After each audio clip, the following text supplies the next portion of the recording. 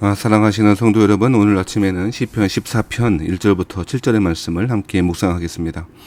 오늘 본문 1절을 이렇게 시작합니다. 어리석은 자는 그의 마음에 이르기를 하나님이 없다 하는도다 라고 이야기하고 있습니다.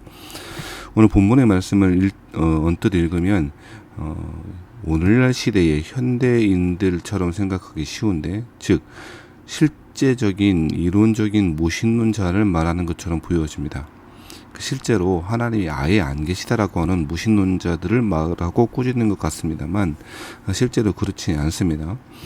오늘 본문에는 이론적인 실제적인 무신론자를 꾸짖는 것이 아니겠죠. 왜냐하면 이처럼 이 시편이 기록되어 있을 고대 근동 사회에서는 신이 없다고 공언하는 사람을 찾아보기 힘들었습니다. 당시에 신이 없다라고 말하는, 그렇게 실제로 말하고 다니고 행동한다는 것은 꽤 큰 문제가 되는 사회였죠. 신이 모든 사회의 중심에 서 있는 시대 가운데 신 자체가 없다라고 말하는 사람, 그렇게 믿는 사람은 많지 않을 것입니다. 그렇다면 오늘 본문에 그의 마음에 이르기를, 어리석은 자는 그 마음에 이르기를 하나님이 없다라고 말하는 것은, 그 뜻은 무엇이겠습니까? 그것은 신 자체가 없다라고 하는 이론적 무신론을 말하는 것이 아니고 실천적인 무신론자들, 즉 하나님이 계시긴 계시지만 자신의 삶에도, 자신의 사회에도, 자신의 가정에도 개입하지 않고 일하시지 않는다라고 그렇게 생각하는 사람들을 말하는 것이죠. 그래서 실제적으로 하나님이 계시긴 하지만 안 계신 것과 무방하게 자신의 삶을 살아가는 사람들, 그러한 태도를 가리켜서 어리석은 사람들이라고 이야기하고 있는 것이죠. 사랑하신 성도 여러분, 우리는 하나님의 계심을 믿습니다. 하나님이 여호와 하나님만의 우리의 유일하신 하나님이고 삼위일체 하나님이야말로 우리 삶의, 우리 신앙의 유일하신 구원자이심을 믿습니다. 그런데 문제가 있습니다. 그렇게 실제적으로 믿고 확신한다고 하는 것이 우리의 삶에 어떠한 영향을 끼치고 있는지 살펴봐야 될 것입니다. 실제로 우리 삶 가운데 개입하시지 않고 여전히 저 우주 너머의 어느 쯤에 계시는 분쯤이라고 생각한다면 그것이야말로 이신론자들일 것이고 실천적인 무신론자들, 바로 그런 사람들이 되는 것이죠. 바로 그러한 사람들을 오늘 본문에서는 어리석은 자들이라고 이야기합니다.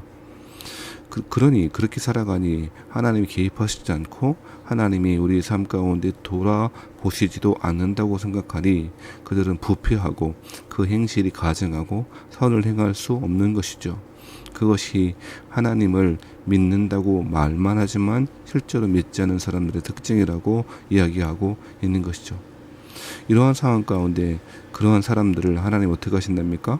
2절 말씀에 보면 여호와께서 하늘에서 인생을 굽어 살피사라고 이야기합니다. 어떻게 하신다고요?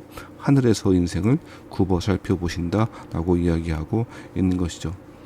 여러분, 이 굽어 살피다, 하나님께서 인생을 굽어 살피다라고 하는 이 말씀은 창세기 11장에 나와 있는 바벨탑 사건을 떠오르게 합니다. 어리석게도 하나님처럼 높아지고자 했던 그 교만의 상징물이었던 바벨탑을 지으면서 사람들은 애써서 하나님처럼 높아지려고 했죠. 그 바벨탑을 쌓는 어리석은 사람들을 살피시려고 하나님께서 그 현장 가운데 친히 강림하신 사건을 떠오르게 하는 것이죠. 사랑하신 성도 여러분, 어리석은 교만한 사람들, 하나님이 없다 그렇게 믿고 살아가는 실천적인 무신론자들, 그 사람들에게 하나님은 그들의 삶을, 그들의 마음을 살피시고 굽어 살펴보시고 계신다는 것이죠. 사랑하신 성도 여러분, 오늘날 우리의 삶 가운데 하나님이 강림하셔서 우리의 삶을 감찰하시고 우리의 삶을 들여다보신다면 어떤 일이 벌어질까요? 지금도 하나님 우리의 삶 가운데 개입하시고 우리의 삶을 지켜 보호하시고 인도하신다는 사실을 믿고 살아가야 할 것입니다. 사랑하신 여러분, 사람들은 그렇게 어리석은 사람들, 마음에 하나님이 없다라고 그렇게 생각하고 살아가는 사람들은 다 치우쳐 함께 더러운 자가 되고 선을 행하는 자가 없게 된다라고 3절에 이야기하고요. 4절 말씀에는 뭐라고 이야기합니까? 죄악을 행하는 자는 다 무지하냐. 그들이 떡 먹듯이 내 백성을 먹으면서 여호와를 부르지 아니하는도다 라고 이야기합니다.